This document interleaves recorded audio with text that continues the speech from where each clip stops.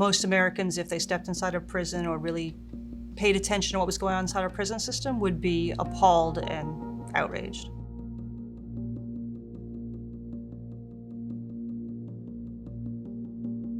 I'm Jennifer Gonnerman, and for this week's issue of The New Yorker, I reported on the crisis going on in New York State's prisons. In early December, a man confined in a prison outside of Utica died after an encounter with correction officers. Today, my office is releasing video from the investigation into the death of Mr. Robert Brooks. At a press conference last December 27th, New York State Attorney General Letitia James said that some of the correction officers had been wearing body-worn cameras.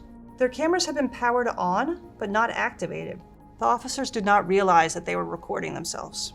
She warned viewers that the videos were shocking and disturbing. In the footage, prison guards beat an incarcerated man named Robert Brooks to death. On February 20th, the district attorney announced that 9 correction officers and a sergeant had been indicted in connection with Brooks's murder. When asked why the officers had attacked Brooks, the DA said, quote, "There's no valid explanation." At the same time, another story about New York's prisons was unfolding. The state's correction officers had just gone on strike for the first time in nearly 50 years. On February 19th, New York State Governor Kathy Hochul declared a disaster emergency and activated the National Guard. By February 23rd, the strike had swept across the state to nearly all of its 42 prisons. About 3/4 of New York's correction officers and sergeants, some 10,000 workers, ultimately joined.